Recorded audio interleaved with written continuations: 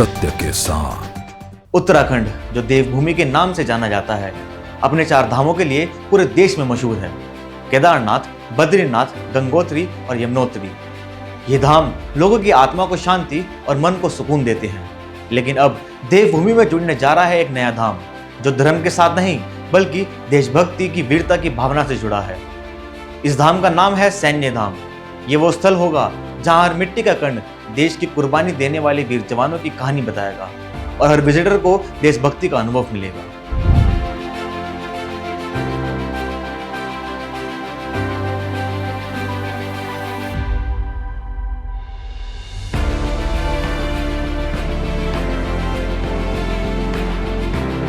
नमस्कार दोस्तों, मैं हूं साहिल कुमार और आप देख रहे हो टीवी न्यूज़ वायरस। सैन्य धाम को उत्तराखंड सरकार ने भारत का 5वां धाम घोषित किया है, जहां 4 धामों को भगवानों के नाम पर समर्पित किया गया है। तो इस 5वें धाम को देश के उन सपूतों के नाम समर्पित किया गया है जिन्होंने अपनी जान देकर इस देश की रक्षा की। इसका उद्देश्य सिर्फ उन्हें याद करना नहीं बल्कि आने वाली पीढ़ी को देशभक्ति और वीरता की प्रेरणा देना भी है।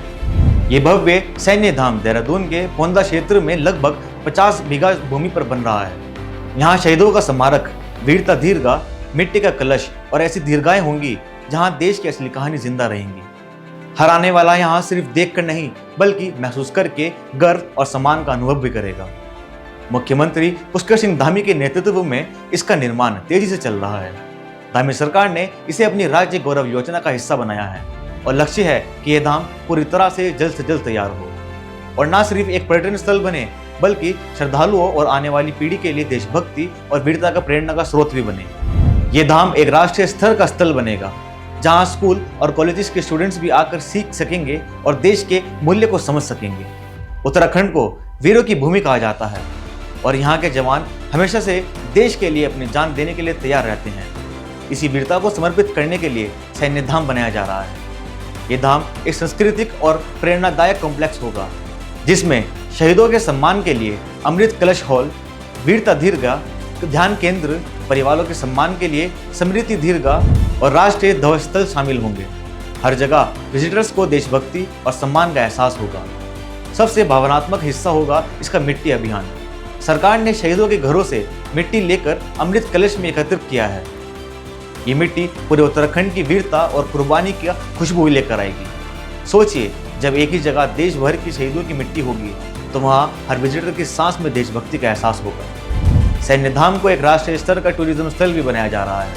यहाँ स्टूडेंट्स आएंगे, देशभक्ति और वीरता की कहानी सुनेंगे और ये धाम सैनिक परिवारों के लिए सम्मान और सहायता का केंद्र भी बनेगा। ऐसा संकेत है कि इस धाम के उद्घाटन के समय प्रधानमंत्री नरेंद्र मोदी को भी आमंत्रित किया जा सकता है। हालांकि अभी तक कोई आधिकारिक घोषणा नहीं हुई है, लेकिन उम्मीद है कि इसका उद्घाटन एक ऐतिहासिक पल होगा। 4 धाम लोगों की आत्मा को शांति देते हैं और ये 5वां धाम लोगों के दिल को गर्व और देशभक्ति का एहसास देगा। सैन्य धाम वो जगह होगा जहां हर आने वाला झुककर कहेगा, जय हिंद, जय उत्तराखंड, जय भारत। ये धाम सिर्फ एक स्थल नहीं बल्कि एक भावना, एक प्रेरणा और एक संदेश होगा जो हमेशा लोगों के दिलों में रहेगा। नमस्कार, मैं हूं साहिल कुमार और आप देख रहे हैं टीवी न्यूज़ वायरस। जुड़े रहिए हमारे साथ ऐसी ही खास खबरों के लिए।